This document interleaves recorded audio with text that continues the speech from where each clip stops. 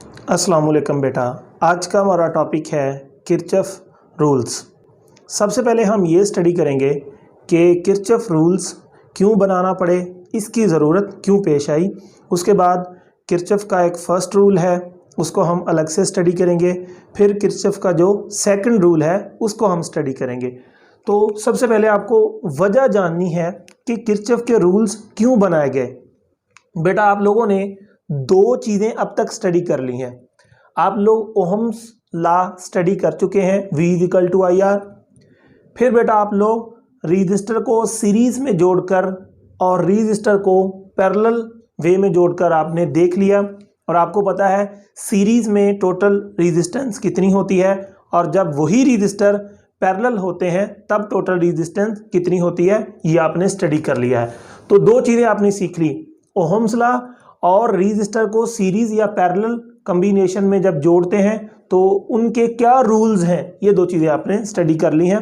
वो मैंने आपको पढ़ा दिया हुआ है, ये चीज़ भी और ये वाली भी। अब बेटा आपके पास ये एक सर्किट है, ठीक है।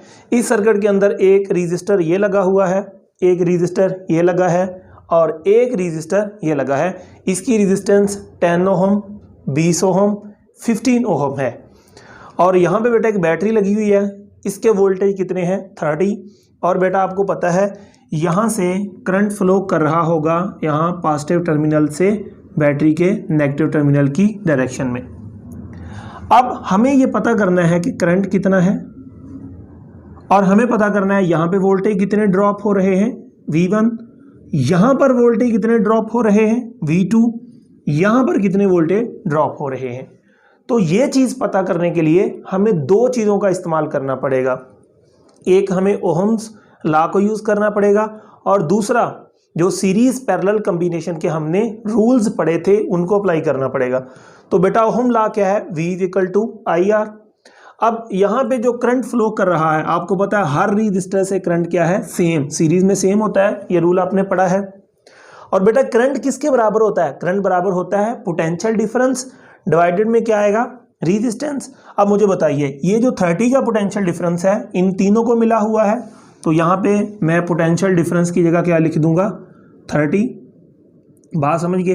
अब रेजिस्टेंस कौन सी लेनी है, तो बेटा तीनों की कंबाइंड रेजिस्टेंस आपको लेनी है, क्योंकि वोल्टेज कौन से ले रहे हैं, जो इन तीनों को अप्लाई हुए हैं इस बैटरी की मदद से। ये देखो तीनों को अप्लाई किए गए हैं, वो वोल्टेज मैंने कितने ले लिए 30। तो रेजिस्टेंस भी बेटा तीनों की कंबाइन लेनी है। तो सीरीज कॉम्बिनेशन में आपने पढ़ा हुआ है तीनों की रेजिस्टेंस सम हो जाएगी। ये कितनी है 10, ये 20, ये कितनी 15, टोटल कितनी हो जाएगी 30 और 15, ये हो जाएगी 45। आप इसको डिवाइड करेंगे, यहाँ से करंट की वैल्यू आपके पास आ जाएगी, और आपने यहाँ पे करंट फाइंड कर लिया किसकी हेल्प से, आंसर है ओहम लॉ की मदद से।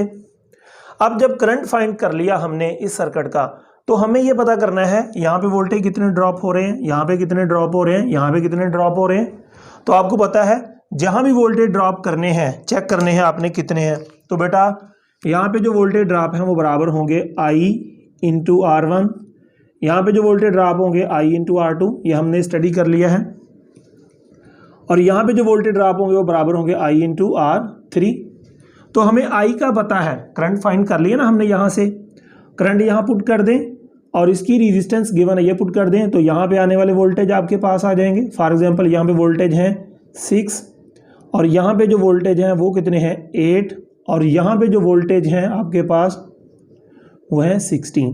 तो हमने क्या किया बेटा, सीरीज कॉम्बिनेशन का जो फार्मूला उसको इस्तेमाल किया, टोटल रेजिस्टेंस कैलकुलेट कर ली ये फार्मूला से, फिर इसमें पुट करके वोल्टेज की वैल्यू और करंट की वैल्यू ओहम लॉ की मदद से करंट फाइंड कर लिया। फिर जब करंट का पता चल गया तो इसके वोल्टेज ड्रॉप, इसके वोल्टेज ड्रॉप, इसके वोल्टेज ड्रॉप, सबके हमने वोल्टेज ड्रॉप निकाल लिए।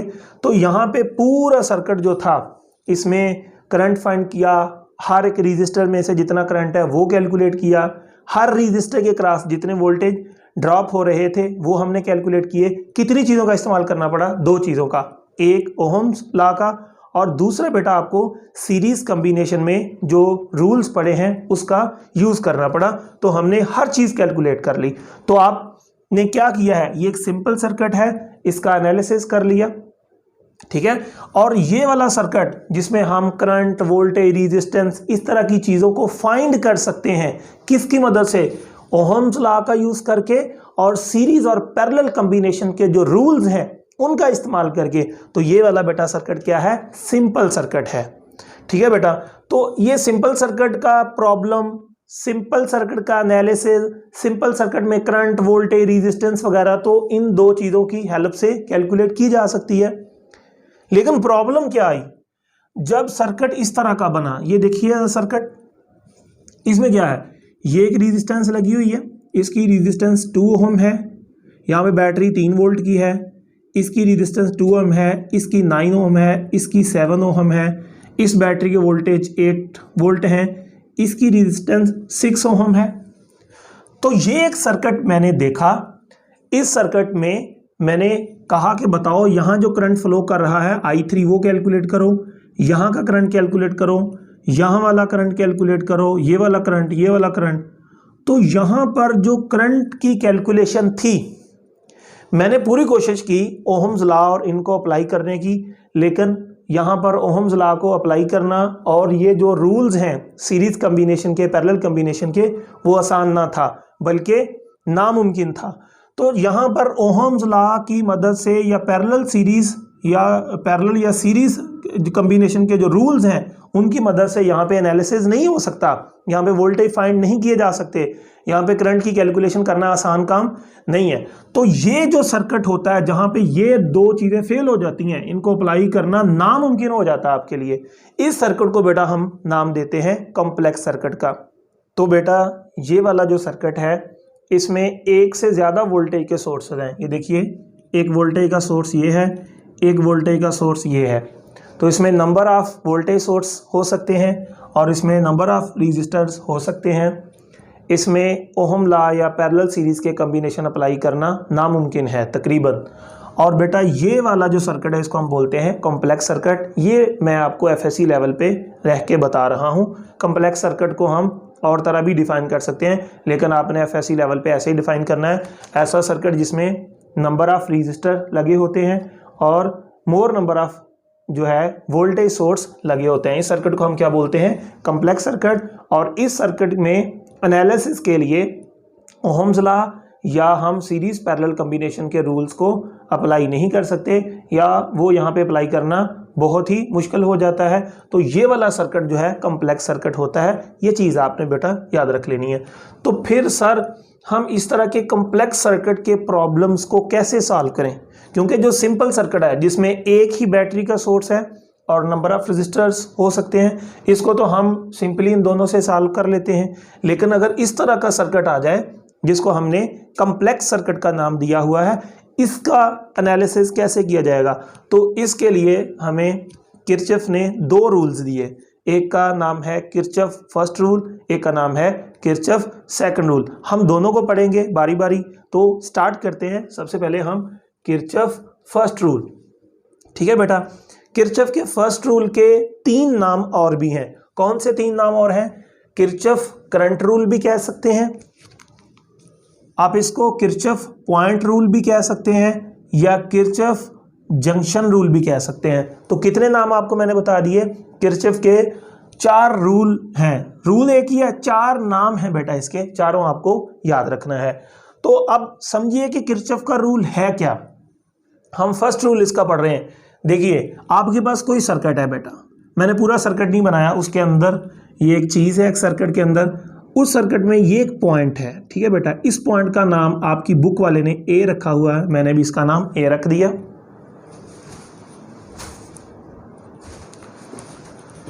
अब ये जो पॉइंट है किसी सर्किट के अंदर, इस पॉइंट की तरफ देखिए करंट फ्लो कर रहा है I1, एक और करंट फ्लो कर रहा है इसकी तरफ, वो है बेटा I2, और इस पॉइंट से अवे भी एक करंट फ्लो कर रहा है, वो है करंट I3। यहां पे मैंने 3 तरह के करंट डिस्कस किए। 2 करंट वो हैं जो इस पॉइंट की तरफ जा रहे हैं, और एक करंट वो है जो इस पॉइंट से अवे जा रहा है। तो किरचॉफ के फर्स्ट रूल में क्या है, वो कहता है सर्किट में किसी भी पॉइंट पर जो टोटल करंट है वो 0 होगा, या किसी भी सर्किट में कोई पॉइंट है उस पर तमाम करंट का सम लें तो वो जवाब कितना आएगा, 0। अब आपने समझना है कि कैसे। देखिए, एक कन्वेंशन है, याद रखिए कि किसी पॉइंट की तरफ जो जाने वाला करंट है आप उसको पॉजिटिव कंसीडर करेंगे, और अगर करंट पॉइंट से अवे जा रहा है तो उस पॉइंट को बेटा, उस करंट को नेगेटिव कंसीडर किया जाएगा। Just a convention. तो अब मुझे बताइए, इस पॉइंट की तरफ फ्लो करने वाला करंट अगर है 2 एम्पेयर और ये वाला जो करंट है ये है 3 एम्पेयर, ठीक है जी, ये 2 एम्पेयर, ये कितना है 3 एम्पेयर, ये पॉइंट की तरफ जा रहे हैं, और जो इससे बाहर जा रहा है वो कितना होगा बता देता हूं, 3 और 2 कितना है 5, वो 5 एम्पेयर होगा। किरचॉफ ने कहा इस पॉइंट पर तमाम करंट का सम लें तो 0 आएगा। सम ले लेते हैं, अभी कितना आता है आंसर, कितना आंसर आएगा अभी देख लेते हैं। तो बेटा ये जो करंट इस पॉइंट पर है, ये करंट कितना है 2 एम्पेयर, प्लस में ले लिया, फिर प्लस में कितना ले लिया 3 एम्पेयर ले लिया, फिर प्लस में ये करंट जो है इससे वे जा रहा है, तो आपको पता है जो करंट इससे वे जाएगा उसको हम क्या लेंगे, माइनस। तो जब यहाँ पे -5 लेंगे आप लोग तो टोटल इसका जो आंसर है वो कितना आएगा, 0 आएगा। तो यही उसने कहा कि किसी पॉइंट की तरफ जाने वाला करंट और उस पॉइंट से वे जाने वाला जो करंट है, सबको जब आप सम करेंगे उस पॉइंट पर तो तमाम करंट का सम जो है वो 0 आएगा। अब अगला सवाल है, ये 0 क्यों आया?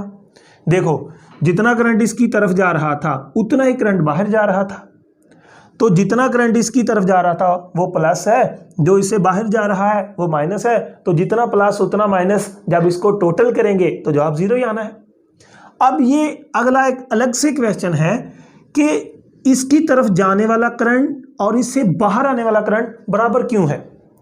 अब अगर ये 5 इसकी तरफ जा रहा है तो बाहर 5 ही क्यों आ रहा है, 6 क्यों नहीं आ जाता, 4 क्यों नहीं आ जाता, कम क्यों नहीं हो जाता, बढ़ क्यों नहीं जाता, ये मैं अलग से आपको आंसर दूंगा।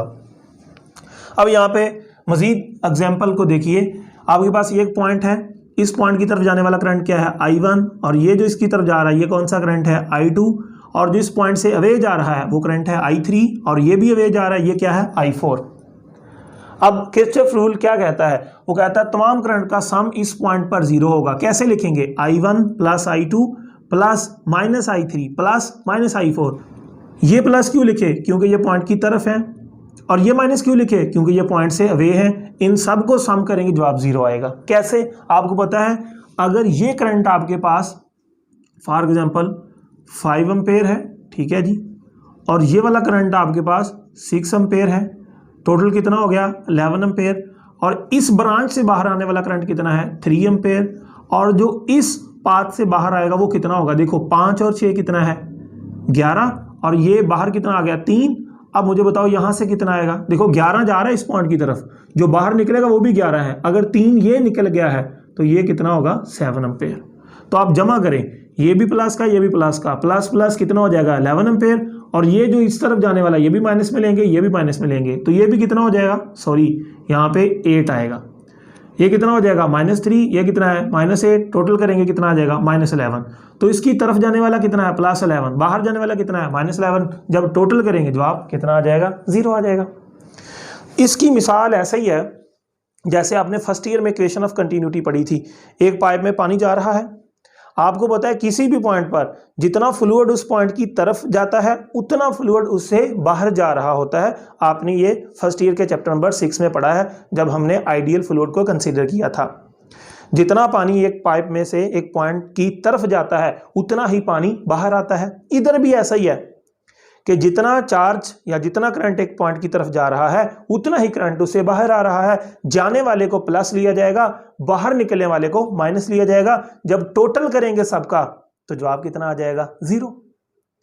अब नेक्स्ट आपको यह पढ़ना है कि आखिर ऐसा क्यों है, आखिर इसके पीछे क्या रीजन है जिसकी वजह से दोनों करंट बराबर हैं, आने वाला जाने वाला बराबर क्यों रहते हैं। तो एक सिंपल सा रूल है यार, मैंने किसी को 100 रुपया दिया, एक बंदे को यार आगे पहुंचा दो, तो रास्ते में एक बंदा आ गया, वो एक पॉइंट कंसीडर कर लें, मैंने उसको 100 रुपये दिए, यार आगे पहुंचा दो, तो जो मैं इसको दे रहा हूं वो उसकी तरफ जा रहे हैं और वो जो आगे दे रहा है वो उससे वे जा रहे हैं। अगर रास्ते वाला बंदा ईमानदार है, मीडियम हमारा ईमानदार है, वो खुद पैसे नहीं खाता, तो फिर बेटा जितने मैंने दिए हैं उसको वो भी आगे उतने ही ट्रांसफर करेगा ना, तो उसके पास कितने रहेंगे, 0 रहेगा। जितने आए उतने चले गए, टोटल कितना रहा उसके पास, 0। मैंने इसको 500 रुपया दे दिया, 500 ही उसने आगे दे दिया, जो मैंने दिया वो प्लस है, जो उसने आगे दिया वो माइनस है। उस बंदे के पास टोटल कितने आए, 0। इधर भी ऐसे है, जितना पॉइंट की तरफ करंट जाता है उतना ही करंट उसे अवे चला जाता है, टोटल करंट कितना उस पॉइंट पे रहता है, 0। तो यही किरचॉफ का फर्स्ट रूल है। अब हमें थोड़ा साइंटिफिकली देखना है कि आखिर ऐसा क्यों है, क्यों आने वाला जाने वाला करंट बराबर रहते हैं। तो आइए देखते हैं। ये बेटा एक चीज़ है, आप लोग जानते हैं, फर्स्ट ईयर में आपने केमिस्ट्री में पढ़ा है और फर्स्ट चैप्टर में मैंने आपको पढ़ाया है कि law of conservation of charge. आपने law of conservation of momentum पढ़ा, law of conservation of energy पढ़ा, और भी इस तरह के बहुत सारे लॉज हैं फिजिक्स में। और फिजिक्स में एक law of conservation of charge है। नेचर कभी भी चार्ज जो है टोटल चेंज नहीं करती। किसी भी आइसोलेटर सिस्टम का जितना चार्ज है उतना ही रहता है, ना चार्ज बढ़ सकता है और ना ही चार्ज कम हो सकता है। तो law of conservation of charge हम लोग जानते हैं कि जितना किसी चीज़ का चार्ज है टोटल वो उतना ही रहेगा, ना बढ़ सकेगा ना कम हो सकेगा। तो ये चीज़ तो हम जानते हैं। अब देखिए, आप लोग समझें कि यहाँ से करंट के फ्लो का मतलब चार्जेस का फ्लो हो रहा है। अब यहाँ से कितने चार्ज गए, 5, इधर से चार्ज कितने गए, 10, टोटल चार्ज इस पॉइंट की तरफ कितने गए, 15। तो मुझे बताइए, इस पॉइंट पर कोई चोर नहीं बैठा, ना कोई सिंक है ना कोई सोर्स है, तो रास्ते में कोई भी चीज चार्ज को चोरी नहीं करेगी। कितना चार्ज गया, 10 इधर से गया, 5 इधर से गया, टोटल कितना गया, 15। रास्ते में कोई चार्ज को चुराएगा नहीं, चार्ज में इजाफा भी नहीं होगा, ना नया चार्ज पैदा हो सकता है ना चार्ज डिस्ट्रॉय हो सकता है। जितना चार्ज इस पॉइंट पे आया और उतना चार्ज ही बाहर निकल जाएगा। आप एक और सवाल पूछ सकते हैं कि सर चार्ज आया 15, 5 चार्ज इधर रुक गया, 10 आगे चला जाए ना। हम करंट स्टडी कर रहे हैं, चार्ज मोशन में है, या चार्ज को थकावट हो जाती है, वो कहे जी मैं 2 मिनट रेस्ट कर लूँ ज़रा, पीछे से कितना है 10 कूलम, यहाँ से कितना है 5 कूलम, और आगे कितना चला गया 12 कूलम चला गया। 3 कूलम कहता है मैं रास्ते में ज़रा पानी पी लूँ, थोड़ी उसको प्यास लगी, नहीं। वो 3 कूलम कहता है मैं ज़रा रेस्ट कर लूँ, नहीं, ऐसा नहीं हो सकता। जितना चार्ज पीछे से आ रहा है किसी ने यहाँ पे आराम नहीं फरमाना, यहाँ से कोई चार्ज उसके अंदर ऐड नहीं होना, यहाँ से कोई चार्ज उससे रिमूव नहीं होना, ना नया चार्ज आ सकता है ना चार्ज यहाँ से जा सकता है। चार्ज की कंजर्वेशन पड़ी है, तो आने वाला चार्ज इस पॉइंट की तरफ जितना है उतना ही चार्ज इससे बाहर चला जाएगा। तो जब चार्ज उतना ही रहेगा आने वाला जाने वाला, तो करंट क्या है, फ्लो ऑफ चार्जेस। तो अगर चार्ज उतना ही रहता है आने वाला जाने वाला, तो फिर बेटा करंट क्या है, फ्लो ऑफ चार्जेस, तो करंट भी उतना ही रहेगा। तो इसलिए हम कहते हैं कि हमने पढ़ा हुआ है कि चार्ज नेचर नया नहीं पैदा करती, ना नेचर चार्ज को डिस्ट्रॉय करती है। तो जितना चार्ज इस पॉइंट की तरफ जाएगा उतना चार्ज इस पॉइंट से वे चला जाएगा। अगर चार्ज सेम है इस पॉइंट की तरफ जाने वाला और इससे बाहर आने वाला, तो करंट भी इस पॉइंट की तरफ जाने वाला और इससे बाहर आने वाला सेम होगा। तो अगर आपसे कोई पूछ ले किरचॉफ ने जो फर्स्ट रूल दिया, क्या सोच के उसने फर्स्ट रूल बना दिया, तो आपने कहना है किरचॉफ का जो फर्स्ट रूल है उसकी बुनियाद रखी गई है, किस पर बुनियाद रखी गई है, law of conservation of charge पर। उसका बेसिक प्रिंसिपल क्या है, तो आपने कहना है law of conservation of charge, क्योंकि चार्ज ना नया आता है ना चार्ज डिस्ट्रॉय होता है, जितना चार्ज जा रहा है उतना ही चार्ज बाहर जा रहा है। तो जब चार्ज आने वाला जाने वाला सेम रहा तो फिर करंट भी सेम रहा। तो किरचॉफ के फर्स्ट रूल किसकी बेस पे है, ये बेटा एमसीक्यूज बहुत दफ़ा पूछा जाता है, आपने याद रख लेना है कि इसकी base law of conservation of charge पे है। अब इससे क्या रिजल्ट मिला हमें, आप देखते हैं कि ये आपके पास क्या है I1 प्लस क्या है I2, तो आप इस तरफ ले जाएं, ये माइनस है, ये इधर क्या हो जाएगा जाके प्लस, ठीक है, और ये वाला करंट भी इधर जाके क्या हो जाएगा प्लस। तो आप ऐसे भी लिख सकते हैं कि एक पॉइंट की तरफ फ्लो करने वाला करंट क्या है I1 I2, वो इक्वल है किसके, उस पॉइंट से अवे फ्लो करने वाले करंट के। Current flowing toward point is equal to current flowing away from the point. बात समझ गए।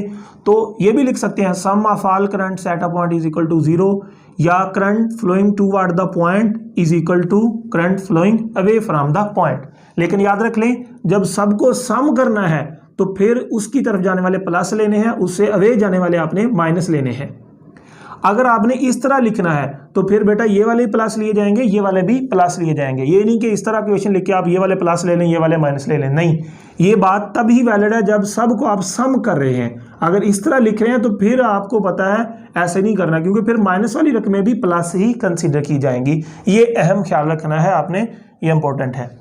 अब हम ऐसे भी लिख सकते हैं किरचॉफ फर्स्ट रूल को, sum of all currents at a point is equal to 0। ये एक MCQs है, आपने इसको भी याद रख लेना है। अब अगला है कि why sum of all currents 0, क्यों होता है 0? मैंने आपको बता दिया, इसके पीछे चार्ज की कंजर्वेशन है, जिसकी वजह से आने वाला जाने वाला चार्ज बराबर है, करंट भी बराबर है। तो इसकी रीज़न मैंने आपको बता दी। तो यहाँ पे लिख दिया current flowing toward a point is equal to current flowing away from the point. बात समझ गए?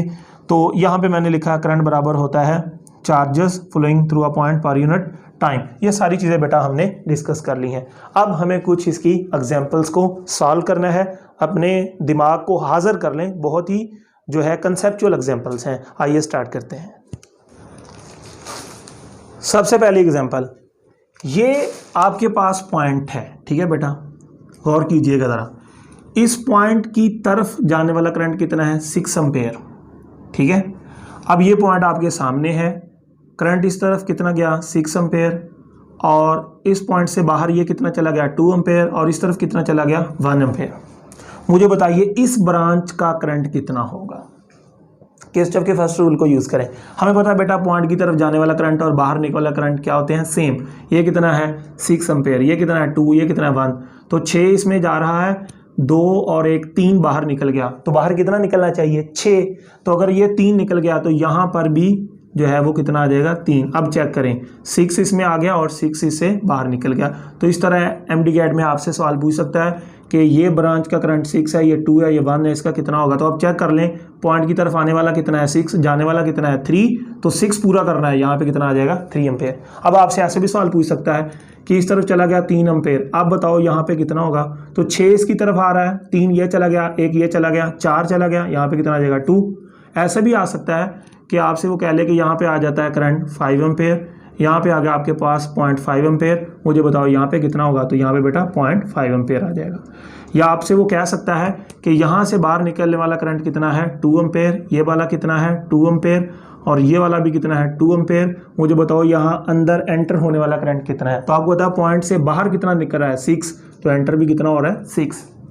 वो आपसे ऐसे ही पूछ सकता है कि ये जो ब्रांच है इस तरफ करंट कितना जा रहा है? 1 एम्पेयर, इस तरफ कितना जा रहा है? तो आप देखिए यहाँ पे पॉइंट कंसीडर करें, कितना गया पॉइंट की तरफ? 2 एम्पेयर, ये कितना गया? 1 एम्पेयर, तो ये भी कितना होगा? 1 एम्पेयर।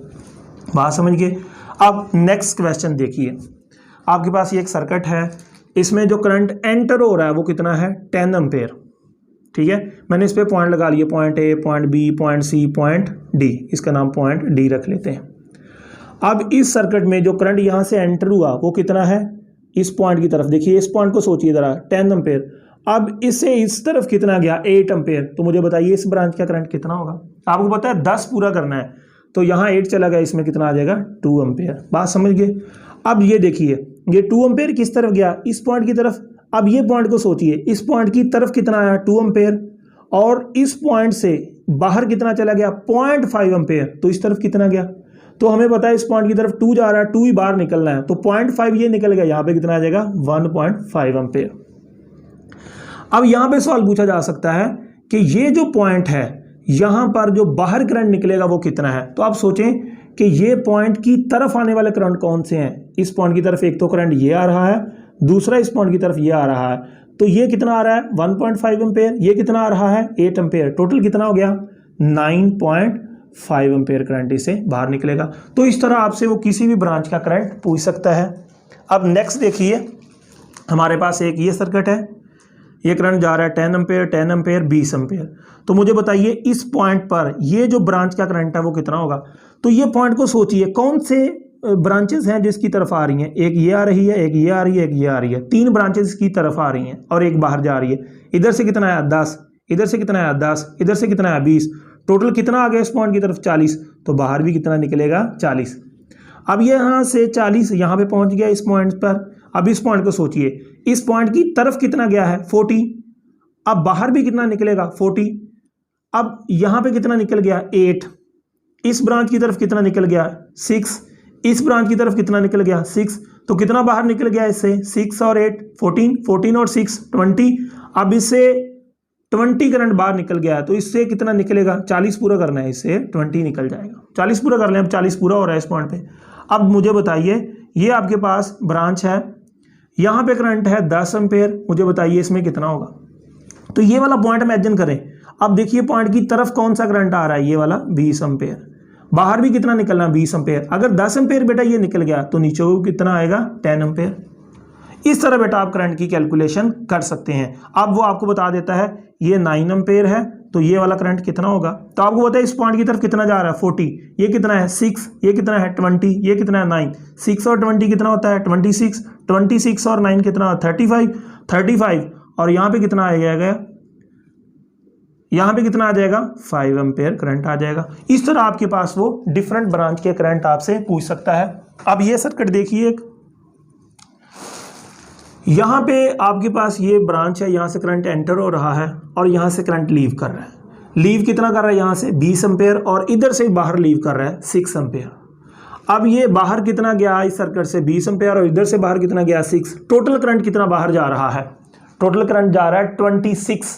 अगर किसी सर्किट से जो लीव कर रहा है वो 26 है तो एंट्री भी कितने की होगी, तो यहाँ पे एक ही पॉइंट है एंट्री का, यहाँ पे करंट हो जाएगा 26।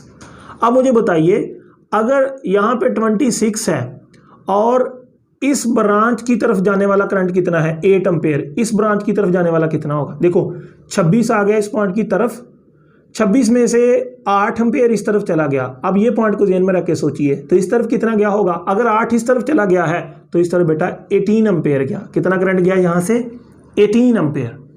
अब यहाँ से 18 एम्पेयर जा रहा है इस पॉइंट की तरफ। अब मुझे बताइए इस पॉइंट से बाहर कितना चला गया 3, इधर कितना जाएगा, तो देखिए कितने करंट है इस पॉइंट पे 1 2 3, एंटर कितना हुआ 18, लीव कितना किया 3, तो यहाँ पे ऑटोमेटिकली कितना आ जाएगा 15। अब मुझे बताइए इस पॉइंट से ये करंट कितना होगा, तो एंटर कितने हुए 2 करंट एंटर हुए इस पॉइंट पे, ये कितना है 3, ये कितना है 15, टोटल कितना है 18, तो इस पॉइंट की तरफ आने वाला कितना है 18, बाहर कितना होगा 18 होगा। अब मुझे बताइए ये जो ब्रांच है यहाँ से करंट आ रहा है, ये पॉइंट पर आके सोचिए इस तरफ जाने वाला करंट कितना होगा। तो ये पॉइंट को ध्यान में रखिए कितना आया इस तरफ से 8 में से बाहर कितना चला गया 6, तो इस तरफ कितना जाएगा 2 एम्पेयर। बेटा जो पॉइंट है आपने उसको पकड़ के देख लेना है आने वाले कौन से हैं, आने वाले गिनने कितने हैं, जाने वाले खुद पता चल जाएंगे, या जाने वालों को पता चल गया आने वालों को खुद पता चल जाएगा, बराबर करने हैं आपने। अब इस पॉइंट से बाहर करंट कितना निकलेगा, ये देखिए 18 करंट इधर से आ गया इस पॉइंट पर और 2 इस तरफ से आ गया, टोटल कितना आया 20, तो ये देख लें बाहर जो निकला है वो भी कितना है 20। इस तरह किसी भी ब्रांच का आपसे वो करंट पूछ सकता है। अब इस सर्किट को एनालाइज करते हैं। ये देखिए ये जो सर्किट है इसमें काफ़ी मैंने चीज़ें बनाई हुई हैं। ये जो सर्किट है इसमें 17 एम्पेयर इसमें एंटर हो रहा है, 10 एम्पेयर करंट भी इस सर्किट में एंटर हो रहा है। लीव कितना करेगा, अगर किसी सर्किट में एंटर हो रहा है 27, तो उसके अंदर जितने भी बाहर निकलने के रास्ते हैं करंट के वो भी 27 ही होना है। तो बाहर कितना निकल गया 8 10 और 2, 8 और 10 कितना 18, 18 और 2 20, बाहर कितना निकलना चाहिए 27, तो यहाँ से कितना निकलेगा, और कोई ब्रांच ही नहीं है, यहाँ से 7 एम्पेयर बाहर निकल जाएगा। इस तरह आपसे वो सवाल पूछ सकता है। अब मुझे बताइए इस पॉइंट पर करंट ऊपर को जा रहा है 2, इस तरफ कितना गया, अब ये पॉइंट सोच ले, 2 किधर चला गया ऊपर को, इस तरफ कितना जाएगा, देखो 10 आ रहा है 2 ऊपर चलेगा, इस तरफ कितना जाएगा 8, ठीक है। अब यहाँ पे करंट जो है आपके पास वो कितना है 8। अब ये देखिए ये ब्रांच जो है आपके पास यहाँ से करंट आ रहा है आपके पास 6 और इस तरफ कितना जाएगा, ये पॉइंट को सोचिए कितना आया इस पॉइंट की तरफ 6 और 8 कितना है 14, तो ऊपर को भी कितना जाएगा 14।